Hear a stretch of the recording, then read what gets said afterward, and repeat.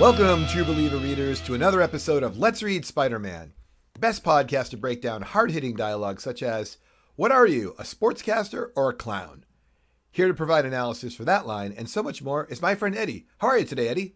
Oh, I'm feeling great. Went on a big bike ride today and a little vacation before this. I am not a sportscaster. I am a podcaster. Do you think that helps me define whether I'm a clown or not? Well, that was a line that happened in the second book we're going to be talking about today. Oh, I see. Which is a line for the character that we're never probably going to read about ever again. It's true. But we should break down our first book because that's a book that's pretty important because it's one of our flagship Amazing Spider-Man books. And that's from March of 1984. Stan Lee presents The Amazing Spider-Man 249 Secrets by Roger Stern, John Romita Jr., and Dan Green. Peter is enjoying some sunshine by the pool at Liz and Harry's house in Englewood Cliffs, New Jersey. Liz, Harry, and MJ are all there, and when an intense blip of the spider sense disturbs him. Peter is really bulked up here. He's drawn much bigger than when he was in high school, but he's got this shirt on that says animal, and it's a bare midriff too. In the words of my daughter Violet, upon seeing this shirt, she says, "What the heck?" It's kind of a silly interaction because he says, this is a gag from a friend, but if you don't like the shirt, Peter, don't wear it. So making him kind of socially uncertain, I guess, is the goal that's accomplished. You didn't like the shirt? I don't think so, because it just seems out of character for him, and they don't really address it very well. It's a black cutoff that says animal in white lettering. Big white lettering. He wears it for most of this book. Sure. Well, while Peter lounges at the pool with this shirt on, across town, J. Jonah receives an envelope blackmailing him for his involvement in creating the Scorpion. This is strange because J. Jonah was certain no one could have this information. Back in New Jersey, Harry receives a similar envelope and abruptly rides his motorcycle away from the pool party. Peter follows and coaxes Harry into telling him that the envelope identifies Norman Osborn as the Green Goblin. Yeah, Harry not knowing his dad or he was the Green Goblin just seems crazy. This has been a theme that I keep bringing up. I'm just going to accept it from now on. So this is like, wow, Harry just found out that his dad was the Green Goblin. That's crazy. That's the way it is, James B. It's okay. Okay, all right. With this reputation-damaging info, Peter accompanies Harry to the Century Club, where an agitated group of prominent businessmen, including the Kingpin, awaits the author of these damning letters, who turns out to be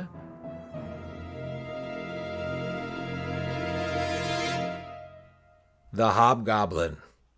The Hobgoblin intends to extort the businessmen, but when J. Jonah refuses to parley, Harry joins him in protest. The Hobgoblin mocks the young Osborn, and Harry clocks him. Surprisingly, Hobby's head pops off because the mock-up is just an animatronic robot. Another one of our moments where I get to say, if you can make a robot that's this complicated that it could be sitting there and have this whole conversation in multiple lines and inflections and it can stand. You're right. You could just be a millionaire inventor, right? If you can do all this. I'm just saying maybe there's a better way to make money than to sell your robot for millions as opposed to try to extort a few people. Just saying. Well, the real Hobgoblin then crashes through the window, but Spider-Man attacks from the shadows. The tide of the battle turns when the Hobgoblin gasses Spider-Man, and the spider sense is gone from Spider-Man. As Spider-Man lays unconscious, it looks as if he will die at the hands of the Hobgoblin, but he is saved by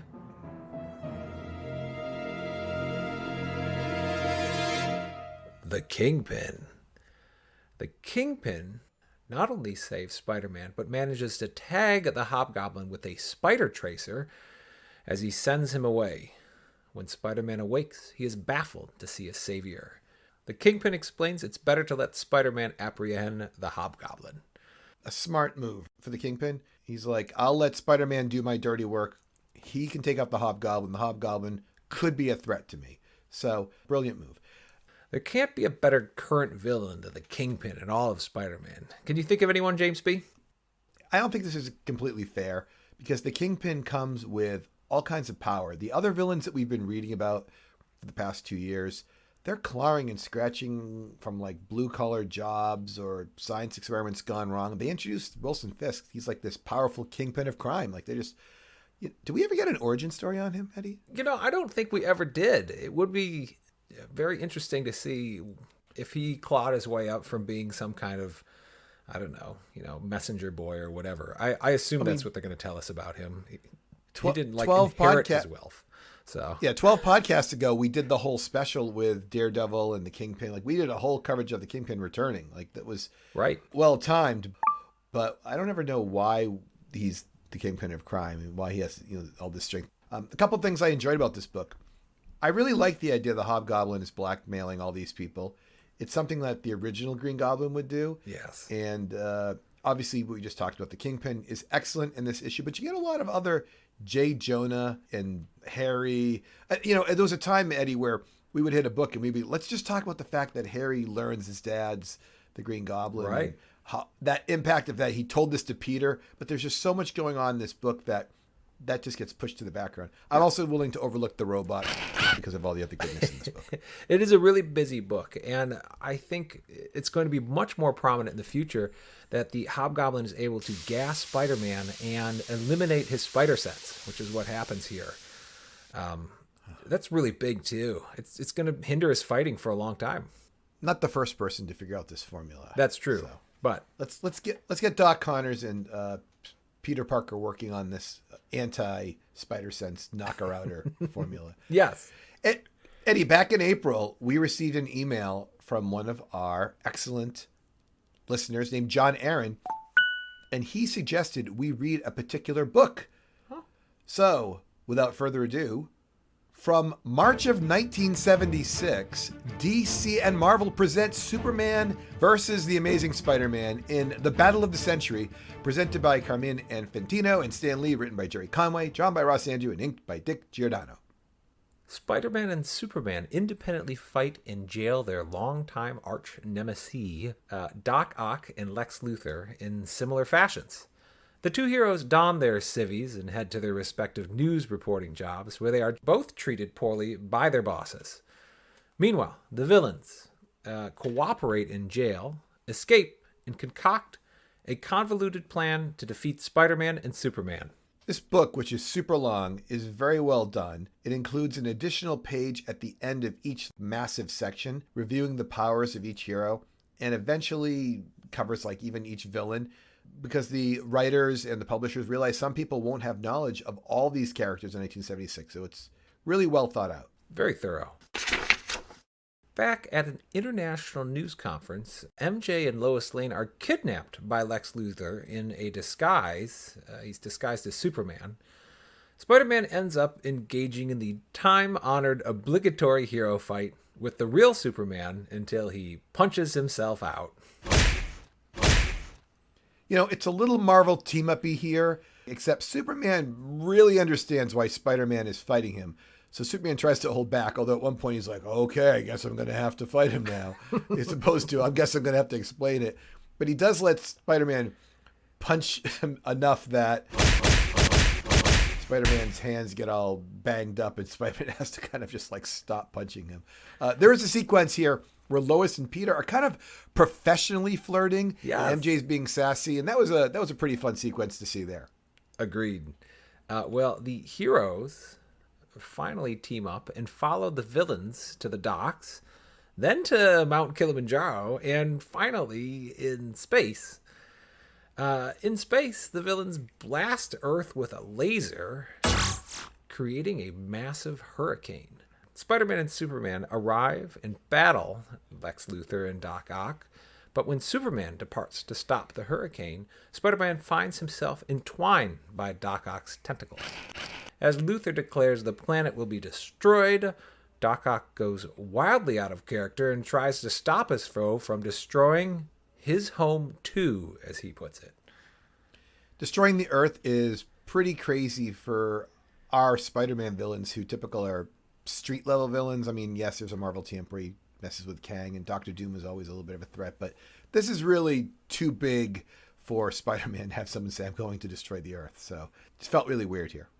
Superman stops the hurricane while Spider-Man corrals the villains in space, and they return to Earth to deliver their respective nemesis to jail.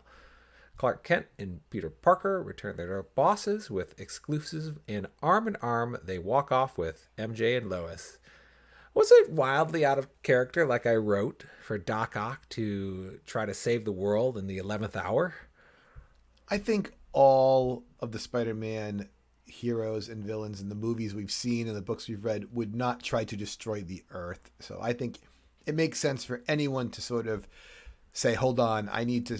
The bigger picture here is we can't let the world be destroyed. It was not wildly out of character. In fact, this is a guy who goes out of his way to protect Aunt May sometimes at his own expense. No, not at all. Well, the other thing about Doc Ock in this book, which I thought was odd, we've read Spider-Man so many times, and he never loses his glasses, but in this battle, he loses his glasses. And when Lex Luthor returns them to him, they're all broken. But it doesn't seem to really affect him. Why hasn't this happened before?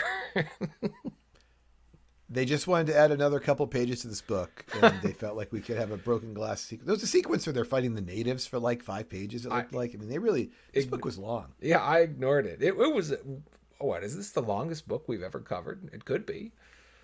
I mean, do you know how many pages it is?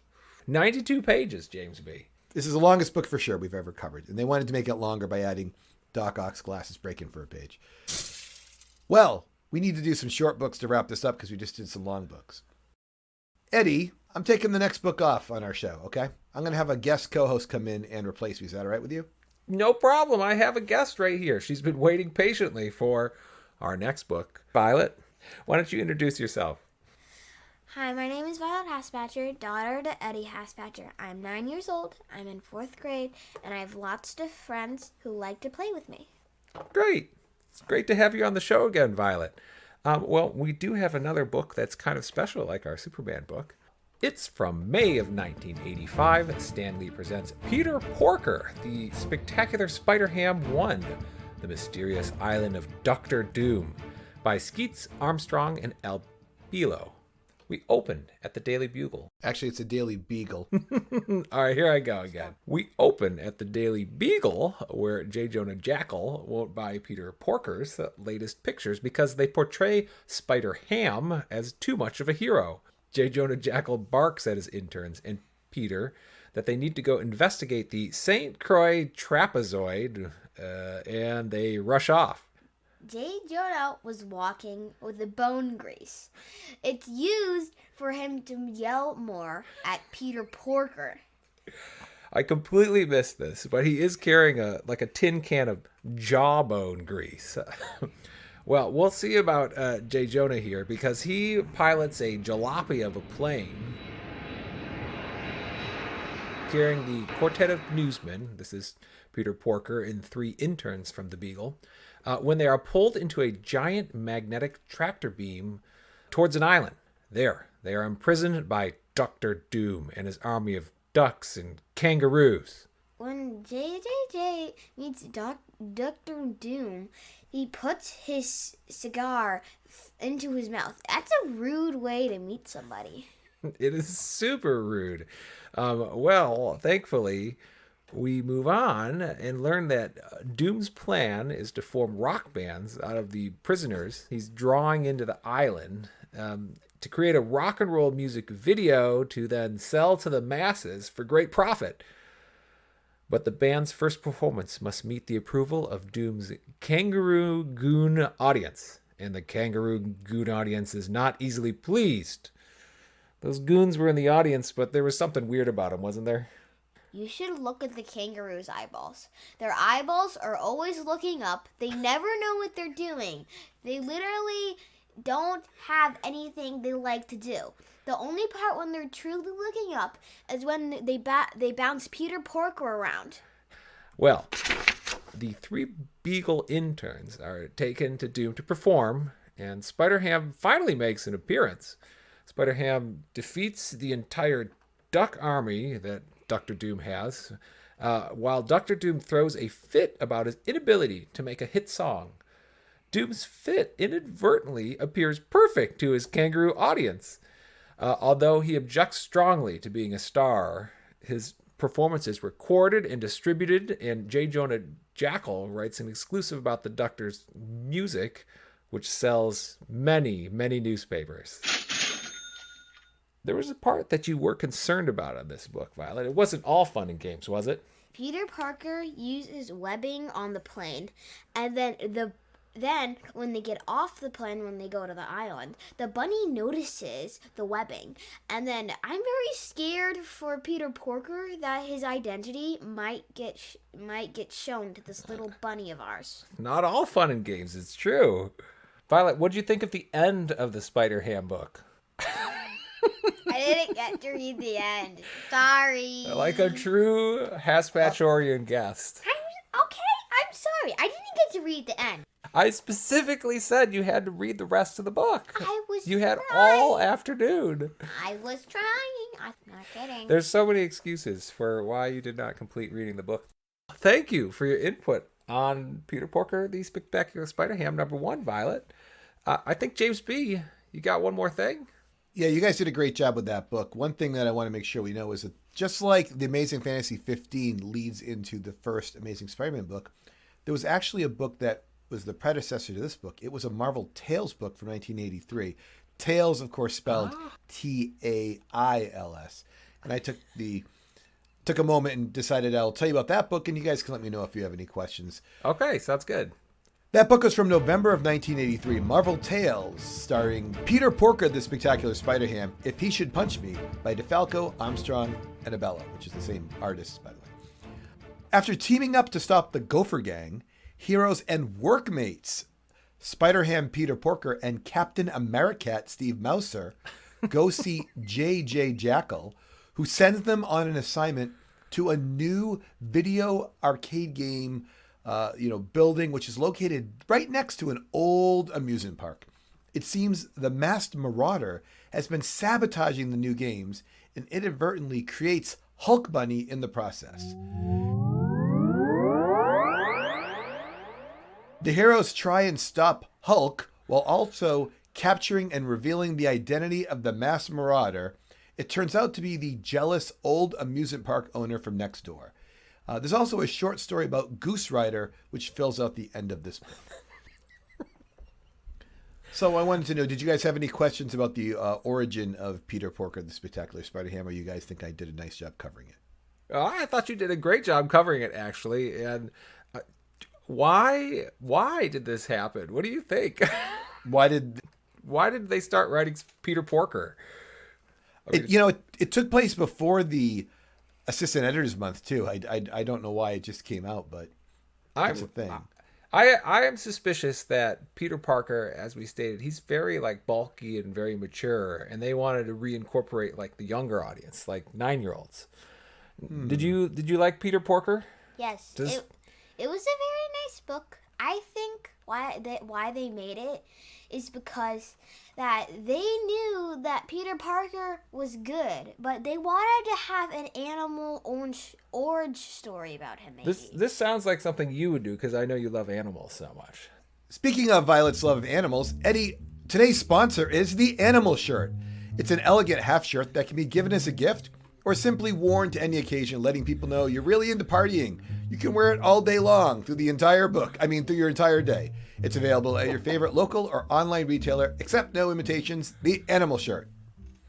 So Eddie, you're going to get yourself an animal shirt, maybe one for you, one for V? I have no business really wearing a crop top, nor do I want to associate that closely, I guess, with a 80s version animal. Violet, what do you think of the Animal Shirt?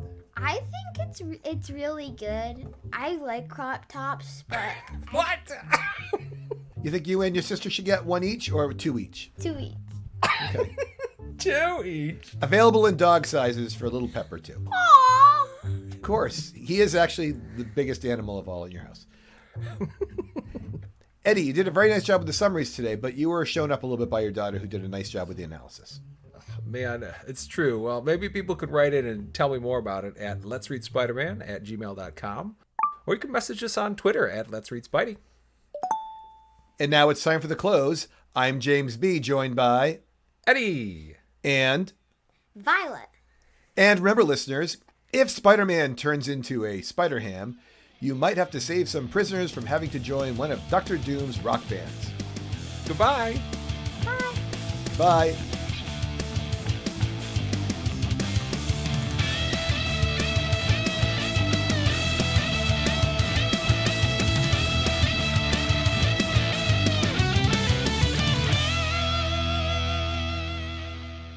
Hey, Harry's riding a motorcycle, but it's not red or rollicking. Is this the word we use to describe it, James B? It was written as rock-a-lickin' in one of the books, I swear. All right. Well, but I know somebody else who rides a much more rock-a-lickin' motorcycle.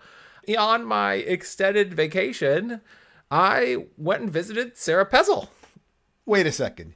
You went on vacation and you stopped off and visited one of our listeners? That is correct, Sarah Pezzle. She's in Las Vegas. And I got to tell you, James B., when I went to see her Spider-Man collection live, it was so much more impressive than in any video or picture I've ever seen. There's just so much stuff, and it's really cool. And I got to say, she is also a middle school orchestra teacher, but she has this giant arm tattoo of Spider-Man and all the villains, and she has a green motorcycle. It's quite a different effect when she goes to school than when I drive my old Toyota minivan up to school. I'm implying she's much cooler than me, James B. Got it. It's a little sad, actually.